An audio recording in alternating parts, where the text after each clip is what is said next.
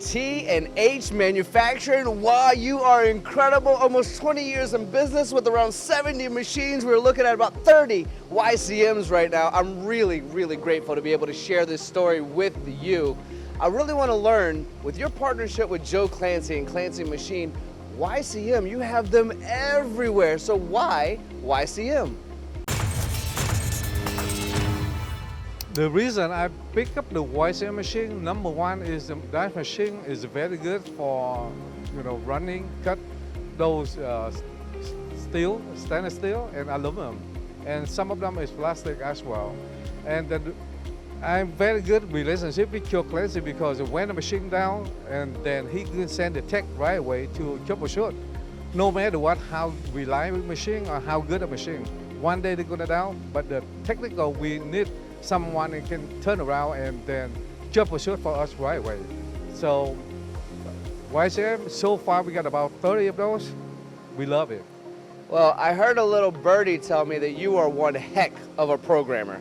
And you were programming on your own up to about 50 machines, and you recently brought in some more folks for programming to help you continue to expand. That's just a quick shout out to you being an incredible programmer as you grow this company. But let's step back and talk about YCM.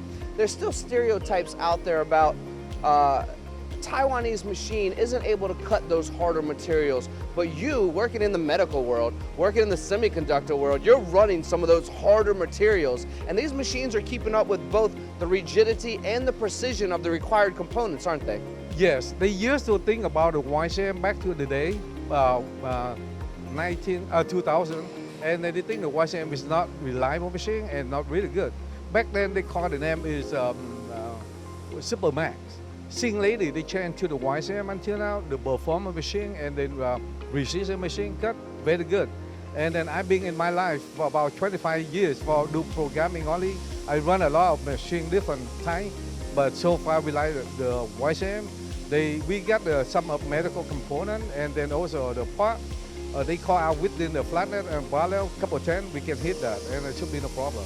Amazing, and I love how you brought that back around to all your years of programming as well, to understand how different machines work and why your investment is so important as your company continues to thrive and grow. Congratulations on that. Thank you.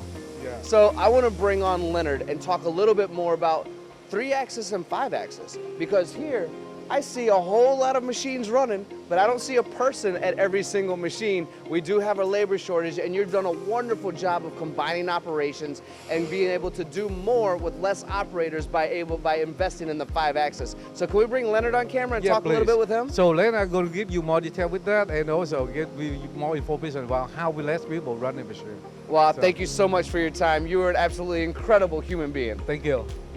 Leonard, thank you for joining me on camera. Wow, was incredible when we were talking about the 30 machines you guys have, but about half of those are 5-axis machines. Right. Now, you're going from 3-axis, 5-axis, automation. As I walk around this 50,000 square foot building, and the growth is incredible here, why have you decided to really invest in that 5-axis technology from YCM? Well, it comes down to kind of evolution of the entire company, right? We moved into this 50,000 square foot building roughly about 3.5 years ago. Before then, it was broken up into 2 different buildings, and so they evolved, right? They evolved the facility. The next thing is we're evolving from more of just a core competency machining facility to a turnkey manufacturing company, adding things like sheet metal, building, testing of product. So, the next evolution is obviously going into more machines that can actually run tighter tolerances. Multiple operations no longer are needed, right? You run 2 operations, and you got very, very good GD&T output from these machines.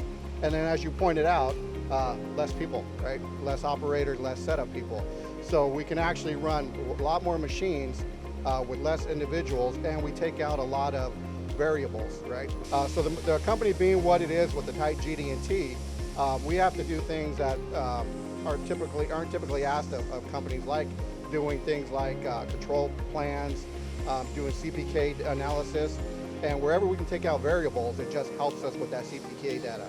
So going to a 5-axis where you now have one setup, it cuts the part about 98% really, then all you got to do is go to the vertical and cut off basically the gripping portion or the clamp portion. Then you're going to come out with a lot better, tighter tolerances, and we often deal with things in the tenths, right? 4/10, 5/10, and the way we're able to do that is by using the 5-axis capability. A brilliant explanation, Leonard, truly. I mean, I hear stories like this semi-regularly, right? But it really is so important to convey to the audience out there. I personally know how long it takes to set up a machine. And then if I'm doing 1, 2, 3, 4, 5, 6 operations on those many machines as well, how much time it takes just in setup. Not even talking about the potential scrap rate to go along with it, or how many operators I need. You've seen all of that with the growth here, and with 70 plus machines at this point. You've had to really make that strategy important internally, right? This one and done attitude, the further we expand away from the vise itself, the harder the tolerances are to reach, especially if we're doing multiple operations. You've seen all this and adapted to it, haven't you? Correct, yeah, and a lot of our GD&T is actually referring to, they're referencing datums on opposite sides of parts. So if you go to your traditional 3-axis, you know, you're adding variables of having to refixture the part and then run 2 or 3 or 4 ops, where the 5-axis is basically going to do it on one operation, right? And so, don't get me wrong, 3-axis machines are great, right? They're the workhorses, they're the Clydesdales, but sometimes you need a thoroughbred, and that thoroughbred is going to be the 5-axis YCM.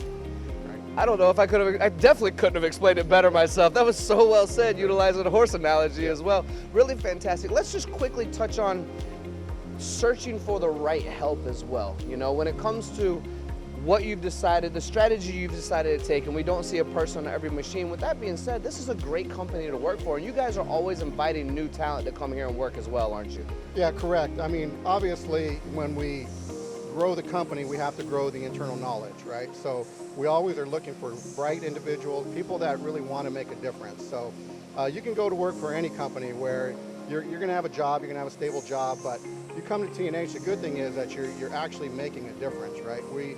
We allow you to kind of grow, and we've often grown people internally into much higher management levels or lead levels, supervisory type levels.